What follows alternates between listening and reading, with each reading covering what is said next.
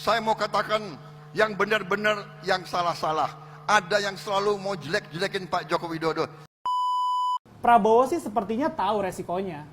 Kalau dia melawan Jokowi sekarang, bisa jadi nanti ada intrik-intrik menjelang pelantikannya. Saya pertanggungjawabkan, Pak Jokowi tidak pernah nitip, tidak pernah.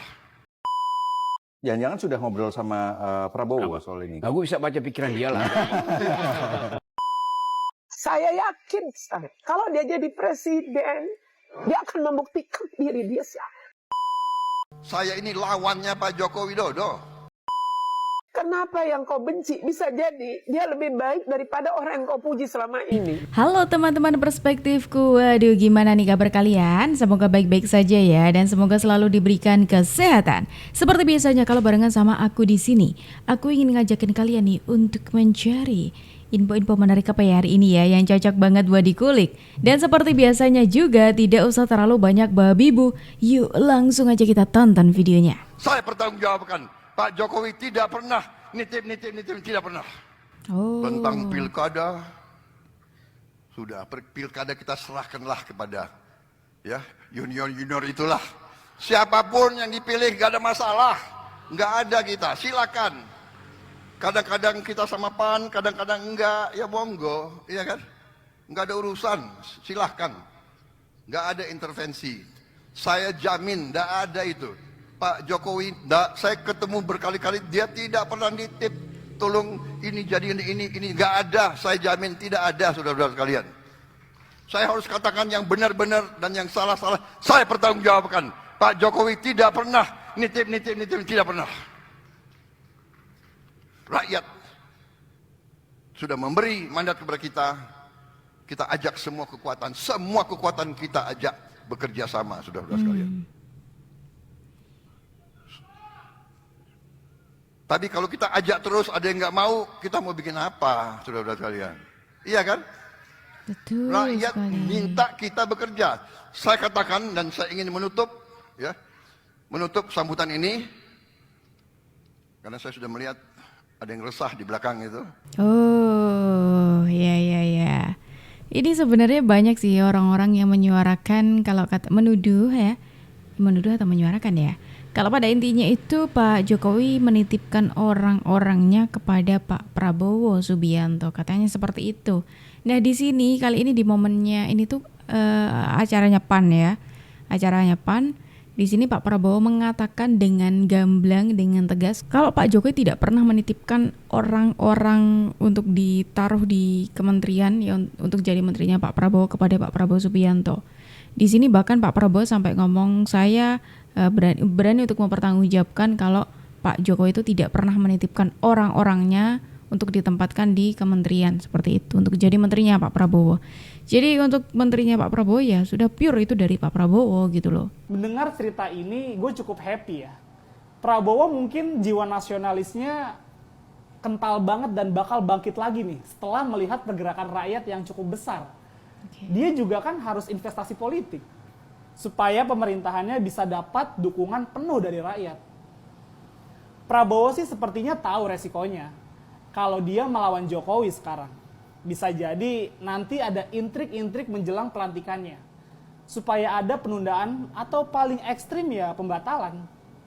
Tapi gua rasa ya, Prabowo udah siap kok dengan berbagai macam strateginya kalau itu yang terjadi. Dan jangan khawatir juga Pak. Kalau sampai itu terjadi Pak, sekali lagi, kalau sampai itu terjadi Pak, gua pastikan gua akan turun ke jalan lagi buat memastikan 20 Oktober 2024 Prabowo Subianto dilantik menjadi presiden kita. Mulai deh orang-orang membenturkan antara Pak Jokowi dengan Pak Prabowo ini. Emang dari gabungnya Pak Prabowo kepada Pak Jokowi, gabungnya Pak Prabowo waktu di pemerintahnya Pak Jokowi itu banyak orang yang gak seneng ya. Ya karena wajar aja waktu itu kan Pak Prabowo sebagai musuhnya Pak Jokowi, terus tiba-tiba Pak Prabowo menyanggupi mau untuk dirangkul Pak Jokowi masuk ke dalam pemerintahan, bahkan jadi Menteri Pertahanan. Otomatis itu jabatan yang posisi yang sangat strategis sekali kan Menteri Pertahanan itu. Terus kayak apa ya, banyak dari pendukungnya Pak Prabowo yang jujur aja kecewa juga gitu dengan keputusannya Pak Prabowo yang memilih mau bergabung dengan Pak Jokowi. Tidak sedikit juga orang-orang yang berpendapat kalau Pak Prabowo itu gila jabatan, makanya ya udah nggak jadi presiden nggak apa-apa, terus jadi menteri, katanya seperti itu. Tapi yang perlu kita tahu ya, sampai di titik inilah, ini kan juga persahabatan antara Pak Jokowi dengan Pak Prabowo kan bukan cuma sebatas untuk jabatan aja kan, bukan untuk jabatan aja gitu, tapi benar-benar pure murni persahabatan dari orang-orang yang bercita-cita untuk membangun negeri gitu loh. Ya kan, Pak Jokowi dengan Pak Prabowo. Bahkan sekarang Pak Prabowo mau menjadi presiden, akan dilantik di 20 Oktober nanti. Terus kenapa gitu loh, orang-orang itu kalau memang ada orang ketika punya niat mulia untuk membangun negeri terus gak suka. Padahal bersatunya Pak Prabowo dengan Pak Jokowi ini kan ya tujuannya untuk membangun negeri, untuk membangun Indonesia. Kenapa kok malah banyak orang yang gak suka gitu loh.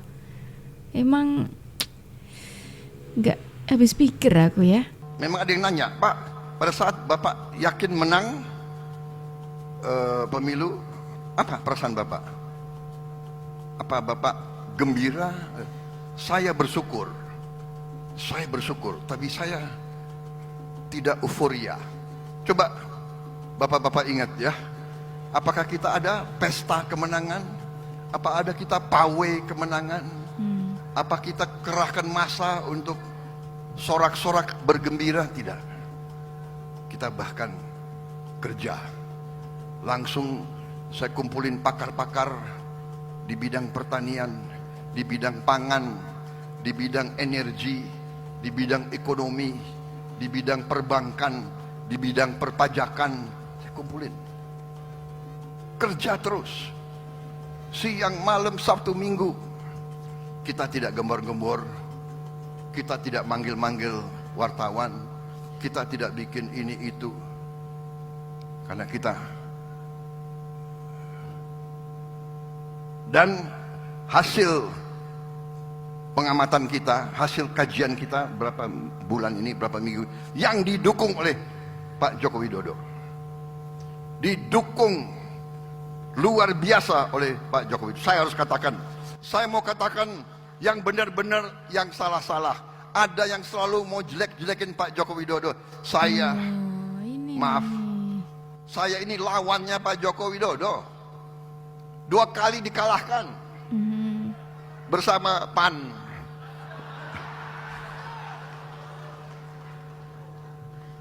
Iya kan? Emang enak kalah? Sedih kan? Tapi setelah saya lihat dari dekat pekerjaan beliau, kenapa saya heran ya? Selalu cari-cari kesalahan, cari-cari kesalahan. Dan ini kita mengalami. Nanti kalau enggak dicari-cari lewat keluarga dan sebagainya. Oke, itu satu masalah. Tuh, ya kan? Kalau tadi ada orang-orang yang aku cerita, kalau ada orang-orang yang berusaha untuk memisahkan Pak Jokowi dengan Pak Prabowo, makanya ini dibentur-benturkan seolah-olah ya Pak Prabowo dengan Pak Jokowi itu sedang tidak baik-baik saja gitu. Kali ini Pak Prabowo sendiri yang mengakui ada orang yang berusaha untuk menjelek-jelekkan Pak Jokowi. Ini kalau kita cocok logi ini cocok banget loh ya atas peristiwa yang akhir-akhir ini terjadi. Terus orang-orang yang pengennya Pak Jokowi seperti apa ya kan. Terus sikap-sikap orang yang berspekulasi kalau Pak Jokowi yang berusaha untuk memisahkan Pak Jokowi dengan Pak Prabowo ini cocok juga sih dengan argumennya Pak Prabowo soal orang yang ingin menjelekkan, ada orang yang berusaha menjelekkan Pak Jokowi gitu. Nah gimana nih kalau menurut kalian, apakah kalian sepakat dengan itu? Tulis di kolom komentar ya. Jangan-jangan sudah ngobrol sama Prabowo soal ini. Aku bisa baca pikiran dia lah. Aku melihat bahwa orang kayak Pak Prabowo itu yang punya pengalaman dengan 98, tentu sense of security-nya ada di situ. Dia melihat bahwa dari pagi ada persiapan, mungkin tadi malam dia tahu juga ada mobilisasi, brimob segala macam. Tapi dia menilai dengan semacam insting seorang politisi itu bahwa kalau ini berlanjut dia bisa nggak dilantik di Oktober. Jadi saya menganalisis ini akan saya kira Prabowo akan secara sublim mengatakan oke, saya setuju Mahkamah Konstitusi, yang lain-lain bisa diselesaikan. Tetapi bagi dia yang sudah terpilih, ini dia potensi untuk loss lagi kan tinggi sekali kan. Iya. Daripada hitungan itu dia loss, mending dia sebut aja oke. Kan di dalam tim Pak Prabowo saya tahu ada Pak SBY yang mengerti juga keadaan semacam ini, sebagai semua prajurit yang terlatih dalam intelijen. Mungkin mereka bercakap-cakap, udahlah, iyain aja lah MK itu. Atau ini kepentingan rakyat dan akan merugikan Anda. Ini kalkulasi aja ya. Tapi kalkulasi ini mesti diajukan. Atas dasar pertimbangan, eskalasinya akan berlanjut. Rumus-rumus sosiologi menerangkan bahwa akumulasi ini telah membuka celah untuk perubahan yang lebih besar tuh. Kira-kira begitu. Oh, ternyata Bung Rocky bisa membaca pikirannya Pak Prabowo. Yakin nih Bung Rocky ya. Kayaknya kok akhir-akhir ini aku melihat Bung Rocky itu seperti rasa-rasanya agak condong ke partai ini gitu, satu partai gitu loh. Menurutku itu ya. Apalagi kalau berkaitan dengan Pak Jokowi itu Bung Rocky agak kritisnya tuh kritis yang agak terkhusus gitu, berbeda dengan yang lainnya. Terus sekarang mulai meliringnya ke Pak Prabowo. Apakah ini transisi hujatan Bung Rocky itu, hinaan Bung Rocky itu akan berpindah ke Pak Prabowo gitu? Apakah seperti itu Bung Rocky? Saya yakin kalau dia jadi presiden, dia akan membuktikan diri dia. Kalau membenci orang, itu nanti akan menyesal dia. Kenapa yang kau benci? Bisa jadi dia lebih baik daripada orang yang kau puji selama ini. Apalagi harusnya dia ingat jasa seorang Prabowo Subianto. Saya ini orangnya.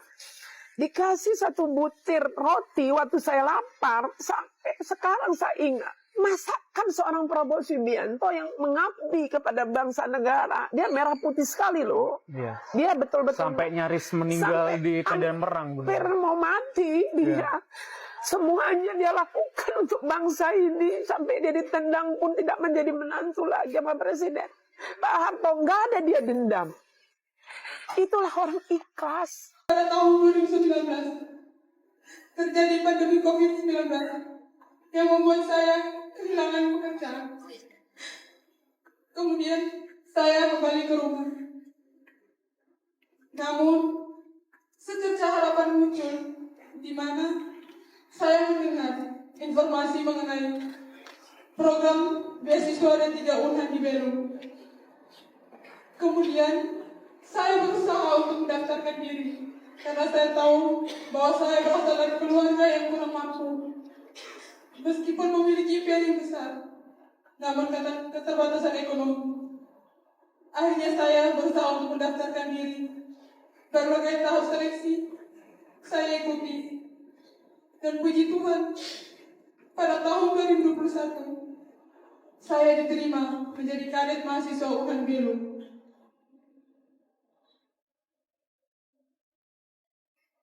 Ternyata banyak dari kami warga eks Timur Timur, terutama warga NTT, yang diterima sekitar 70%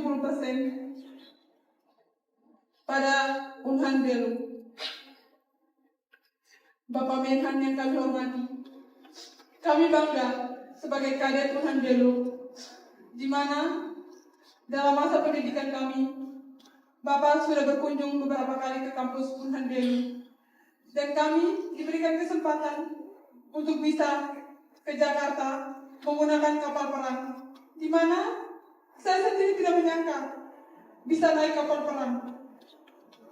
Dan saya juga mengucapkan terima kasih kepada Bapak yang telah memberikan kesempatan kepada kedua orang tua saya, terutama semua orang tua dari NTT, bisa mengikuti wisuda di Unhan Sentul, di mana ini merupakan pengalaman pertama bagi kedua orang tua saya naik pesawat terbang.